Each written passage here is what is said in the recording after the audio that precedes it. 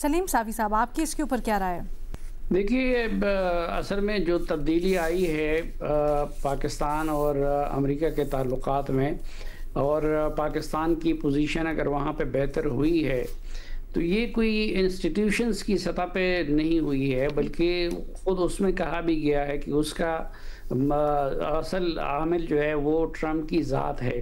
اور جو اس کے ٹرمپ کے اس فیصلے سے پہلے واشنگٹن میں پاکستان کے بارے میں اس طرح نہیں سوچا جا رہا تھا، بلکہ وہاں پہ منفی سوچ تھی۔ لیکن جب ٹرمپ نے پرو پاکستان لائن لے لیا تو اس کے بعد امریکی اسٹیبلشمنٹ نے بھی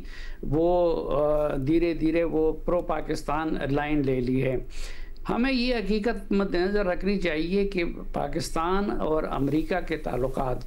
یہ کسی بھی لحاظ سے نہ تو اسٹریٹجک ہیں اور نہ ہمارے کوئی ثقافتی یا تاریخی کوئی مشترکات ہیں یا علاقائی مشترکات ہیں، بلکہ یہ ہمیشہ سے ٹرانزیکشنل ریلیشن شپ رہی ہے۔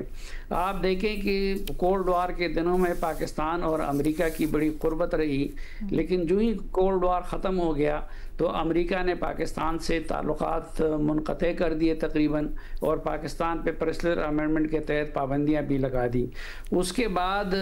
ابھی آپ دیکھیں کہ دوبارہ 9/11 کے بعد ان کو پاکستان کی ضرورت پڑی تو پاکستان کو اپنا فرنٹ لائن اتحادی بنا دیا،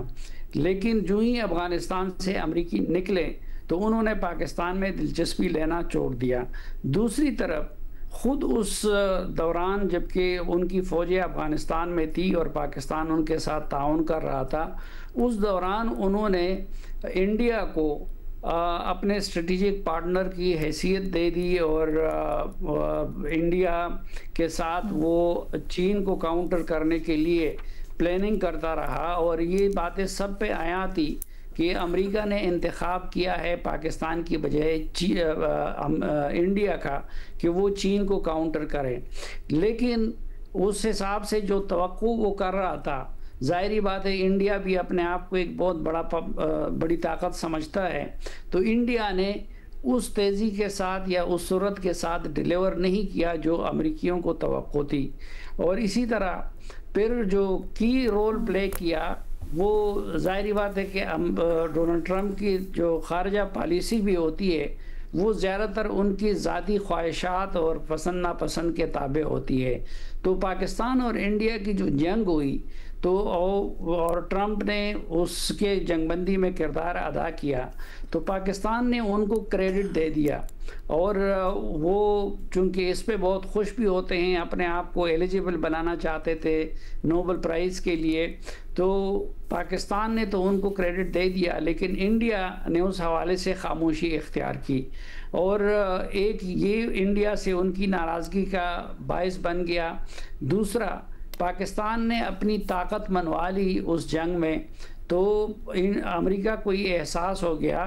کہ اس کی عدم توجہی کے باوجود بھی پاکستان ریجن میں ایک اہم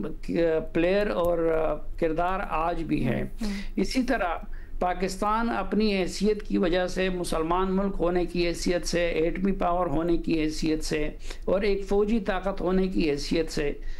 وہ مڈل ایسٹ کے معاملات میں بھی ایک رول پلے کر سکتا ہے، اور امریکہ چاہتا ہے کہ پاکستان اس کے ساتھ ان معاملات میں تعاون کریں۔ تو یہ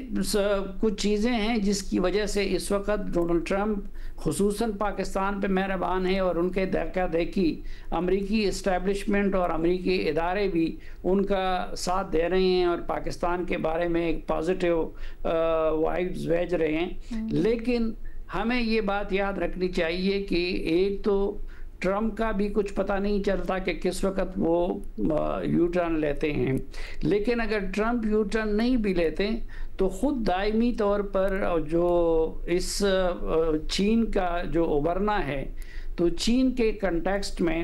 امریکہ کا نیچرل اتحادی جو ہے وہ انڈیا ہے، اور اس کا جھکاؤ کسی بھی وقت انڈیا کی طرف زیادہ ہو سکتا ہے۔